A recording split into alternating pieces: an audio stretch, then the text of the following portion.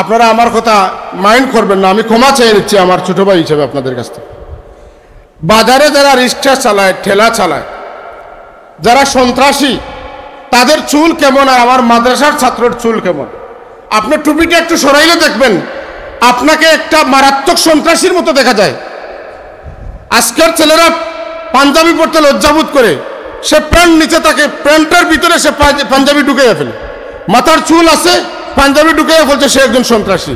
কিন্তু আলিমের দিন যারা হবে, আপনার সুরতের মধ্যে যদি সীমাহুম ফি ওয়ুজুহিহিম মিন আসারিস সুজুদ না থাকে, আপনার চেহারার মধ্যে যদি নম্রতা, ভদ্রতা, তাওয়াজু না থাকে, তাহলে আপনি এবং অন্য মানুষের মধ্যে কোনো পার্থক্য নেই।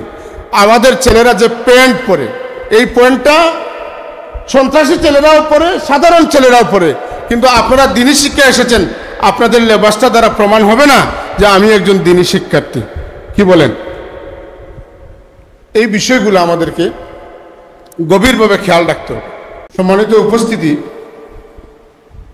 আমি আসলে লম্বা বক্তব্য দেওয়া উচিত নয়, তথাপি দু একটি কথা না বললে না হয়। আমরা মাদ্রাসা শিক্ষায় যারা এসেছি, আমরা আমাদের উদ্দেশ্য থেকে অনেকটা সরে গিয়েছি। আমাদেরকে আমাদের মা বাবা যে উদ্দেশ্যে মাদ্রাসায় পাঠিয়েছেন, সেই উদ্দেশ্য থেকে আমরা অনেকটা সরে গেছি। আমাদের উদ্দেশ্য হয়ে গেছে চাকরি, আমাদের উদ্দেশ্য হয়ে গিয়েছে সার্টিফিকেট। দুঃখজনক হলেও সত্য, আমরাও ছাত্র ছিলাম, আমরা যে খুব ভালো আলেম তা নয়।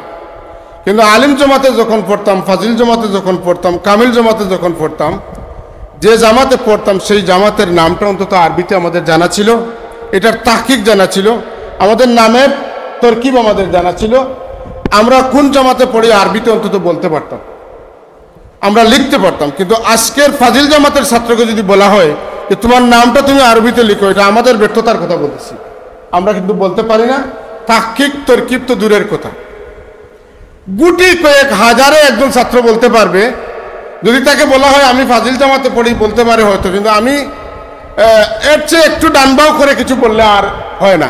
এমনকি কিছু শিক্ষক এমন আছেন যাদেরকে আমি ফাজিল জামাতে পড়াই বললে, উনি পড়ি আর পড়াইয়ের মধ্যে যে বেশকমটা, এই বেশকমটা পর্যন্ত আজকে আমাদের জানা নেই। তার মূল কারণ আমরা দেখে পড়াই না, আর ছাত্রকে পড়াই দিলে দেখার প্রয়োজনও নাই, যা তা বললে চলে। তো আজকের এই সংবর্ধনা অনুষ্ঠান, আপনাদেরকে সংবর্ধনা দেওয়ার জন্য আমরা আহ্বান করেছি। আপনারা দূর দূরান্ত থেকে কষ্ট করে এসেছেন। যেখানে যে ভর্তি হবেন, আপনাদের জীবনের প্রথম ধাপটা কিন্তু শেষ, দাখিল পাস করছেন, আপনারা দ্বিতীয় ধাপে যাবেন, ঠিক না?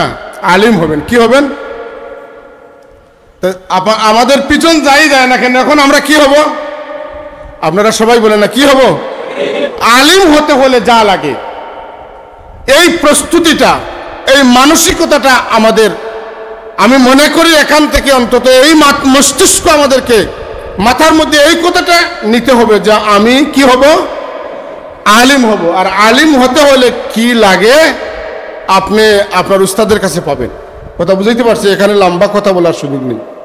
আল্লাহ রাব্বুল আলামিন ইলমে দ্বীন শিক্ষা করার চাইতে বড় সম্মানের কিছু আছে পৃথিবীর বুকে এমন কেউ বলতে পারবে না। ইলমে দ্বীন হচ্ছে সবচাইতে বড় সম্মানের জিনিস। আল্লাহ রাব্বুল আলামিন বলতেছেন ওয়াল্লাযীনা উতুল ইলমা দারাজাতুন নয়, দারাজাতানে নয়, দারাজাতুন। যাদেরকে আল্লাহ ইলম দিয়েছেন তাদেরকে অগণিত মর্যাদা দান করেছে। আচ্ছা দেখেন, একটু একটা হাদিস আমি সংক্ষেপে বলবো যে আল্লাহ রসুল বলতেছেন যারা ইলমে দ্বীন শিখে তাদের জন্য আল্লাহ, ফিরিস্তা, সমস্ত আসমান জমিনের মধ্যকার সমস্ত প্রাণী, বলতে বলতে আল্লাহ রসুল বলতেছেন এমনকি মাটির নিচের পিপিলিকা আর পানির মধ্যকার জীবজন্তুরাও যারা ইলম শিখে এবং যারা শিখায় তাদের জন্য দোয়া করে। এই হাদিসের ব্যাখ্যা এসেছে যে আল্লাহ রাব্বুল আলামিন জমিনবাসীকে যে অনুগ্রহ করেন, যে খাবারটা দেন, সেই খাবারটা আসে আলেম ওলামাদের ওসিলায়। আপনারা আজকে সুবহানাল্লাহ যারা বলতেছেন কথাটা মনে রাখবেন যে আমাদের ওসিলায় এই হয়। যদি তা হয় তাহলে আমরা আলিম যেভাবে হওয়া যায়, আমার চেহারা, আমার সুরত, আমার সকল, আমার লেবাস, আমার পোশাক, আমার মানসিকতা, আমার উঠা, আমার বসা, আমার দেখা, আমার চলাফেরা, আমি বড়কে সম্মান দেয়া, ছোটকে মহব্বত করা, উস্তাদের তাজিম তাকরিম, আমার বই পুস্তক খাতা, এইগুলা যেন আমাকে প্রমাণ করে যে আমি আলিম হতে যাচ্ছি। আজকের সমস্যাটা কি, যে মাদ্রাসার ছেলেরা যারা পড়তে আসে, এরা মাদ্রাসা থেকে বের হওয়ার পরে মাথায় টুপি দিতে লজ্জাবোধ করে। আপনারা আমার কথা মাইন্ড করবেন না, আমি ক্ষমা চেয়ে নিচ্ছি আমার ছোট ভাই হিসেবে আপনাদের কাছ থেকে। বাজারে যারা রিক্সা চালায়, ঠেলা চালায়, যারা সন্ত্রাসী, তাদের চুল কেমন আর আমার মাদ্রাসার ছাত্রের চুল কেমন? আপনার টুপিটা একটু সরাইলে দেখবেন আপনাকে একটা মারাত্মক সন্ত্রাসীর মতো দেখা যায়। আজকের ছেলেরা পাঞ্জাবি পরতে লজ্জাবোধ করে, সে প্যান্ট নিচে থাকে, প্যান্টের ভিতরে সে পাঞ্জাবি ঢুকিয়ে ফেলে, মাথার চুল আছে, পাঞ্জাবি ঢুকিয়ে ফেলছে, সে একজন সন্ত্রাসী। কিন্তু আলিমের দিন যারা হবে, আপনার সুরতের মধ্যে যদি সীমাহুম ফি ওয়ুজুহিহিম মিন আসারিস সুজুদ না থাকে, আপনার চেহারার মধ্যে যদি নম্রতা, ভদ্রতা, তাওয়াজু না থাকে, তাহলে আপনি এবং অন্য মানুষের মধ্যে কোনো পার্থক্য নেই। আমাদের ছেলেরা যে প্যান্ট পরে, এই প্যান্টটা সন্ত্রাসী ছেলেরাও পরে, সাধারণ ছেলেরাও পরে, কিন্তু আপনারা দিনী শিক্ষা এসেছেন, আপনাদের লেবাসটা দ্বারা প্রমাণ হবে না যে আমি একজন দিনী শিক্ষার্থী। কি বলেন?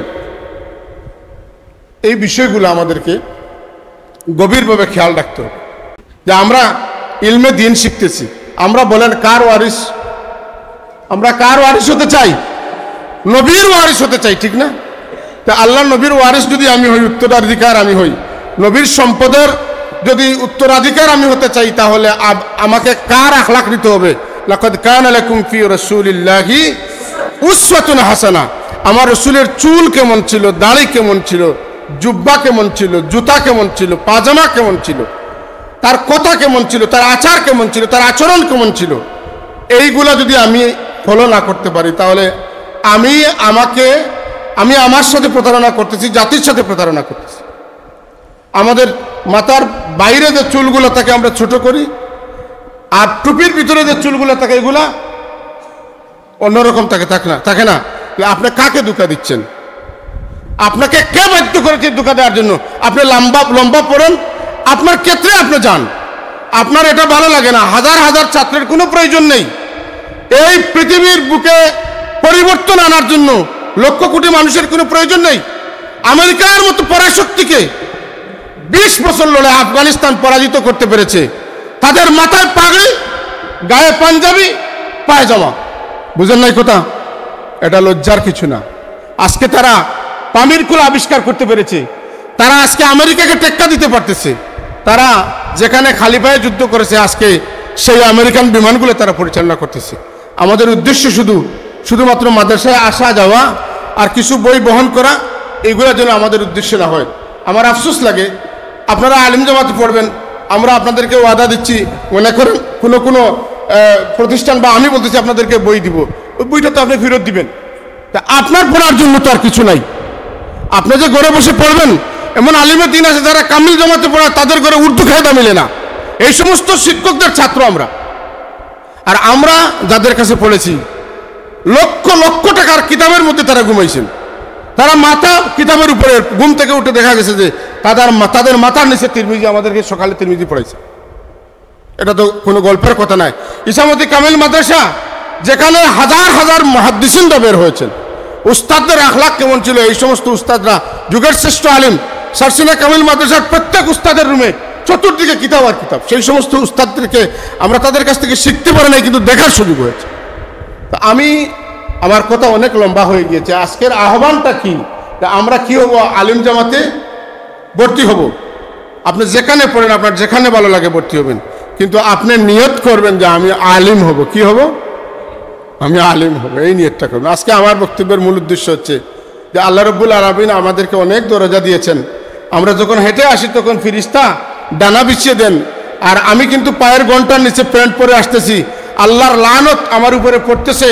হুজুর আকরাম সাল্লাল্লাহু আলাইহি ওয়াসাল্লাম বলতেছেন, কিয়ামতের দিন ওই সমস্ত মানুষের দিকে আল্লাহ রহমতের দৃষ্টিতে তাকাবেন না, এদেরকে জাহান্নাম থেকে উদ্ধার করবেন।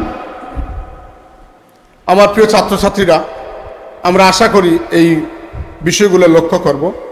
আল্লাহ আপনাদেরকে এই জমিনের দিনের সহি খিদমতের জন্য কবুল করেন, সকলে বলুন আমিন।